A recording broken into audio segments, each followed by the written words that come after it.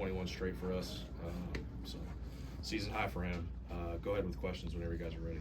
Nick, what happened during that run? Just, found open space, let it go, and trusted in my work, and it was going in. Do you ever remember a stretch where you were, that hot, that on fire? Maybe one time last year in the second half at Air Force, but not like that straight. I didn't even know that until Ben told me. I'll tell you what, it feels like that every day in practice. Nick, I think this is the fourth time you scored 25 points. How aware of that were you when looking up at your score? And, because you had several minutes left to be able to break your career high. Yeah, I didn't know until I came back out after half. But, yeah, that was cool. I just got to keep my hands to myself next time. Stop fouling. I think you were scoring, Nick, 8.2 points per game coming into the game. How much were you just kind of hoping for a game like this? It's always good. I just keep my head down, keep working, and then, it's good. It feels good. Carter, I think it was a SMU game last week.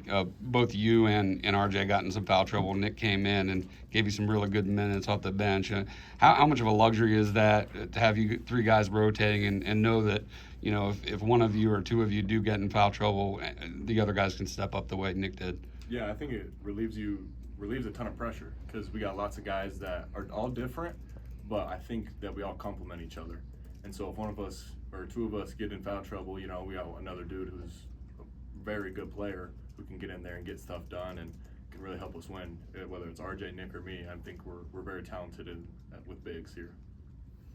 Nick, you kind of mentioned, putting your head down and working, after you were benched after the South Carolina game, how did you kind of respond to that challenge from Coach Brownell? It's part of the game, and just playing my role. I really just want to win, to be honest with you, and since that game we've been on a winning streak, so happy about that. Nick, Brad talked on Monday just about this group, it being new and December being a time where you guys really got to gel together, watch some film. Just where did you start feeling comfortable in this offense? Honestly, I'd say Cincinnati game right before Christmas break. It just kind of clicked to me. Just started making sense and making reads, and then from there just been building on it. So I would say right around that time. Carter, how are you guys doing this? Basically a collection of strangers getting together in the summer, and now you're on a big run and ranked in the national rankings. How is this happening? How did this happen? I think it's just the kind of guys that we got here at Clemson. I think we recruit a certain type of person, and we're all very high character, and I think we spent a lot of time with each other over the summer. I think, with how much we work together and then spend time together off the court as well, and whether it's getting dinner with each other or just hanging out, I think we did a good job over the summer especially, and early fall, just spending a lot of time together and doing hard things and and just bonding that way. Nick, you talk about keeping your head down and working, and you guys are talking about the rotation of bigs you have. Does that kind of take the pressure off a little bit, knowing you have other guys as you're trying to kind of find your way in this offense? Yeah, absolutely.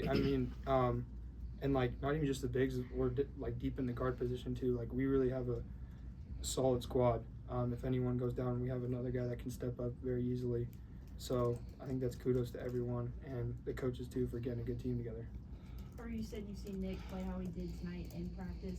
Can you describe kind of what it's like to guard him in that setting or play with him in that setting? Yeah, when he's on your team doing that, it's a blessing, right?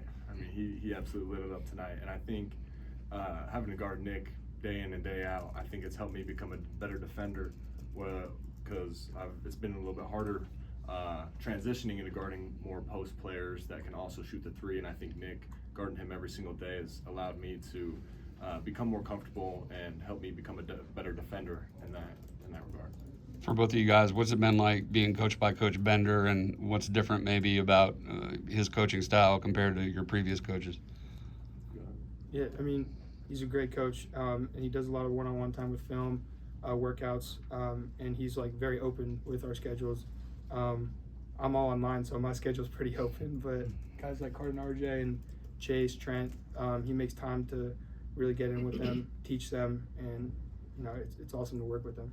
Yeah, I would say that he's really good at pointing out the details, and I think that's what separates good players at this level. It's the little things. It's things that are marginal that take you to the next level, and I think that he everyone on the coaching staff has done a good job helping us see the details, and we improve that way.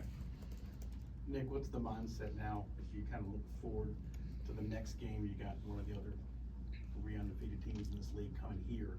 Tell me about the mindset going up against Miami and the fact that they've got to come here. We're excited. We know that they're a very talented team. Obviously, we will have Little John. It's going to be Saturday night, so stoked for a big crowd, hopefully, and ready to get going on to the next. Carter, I saw a T-shirt that said Mormon Missile on it. That was you. What do you think of that?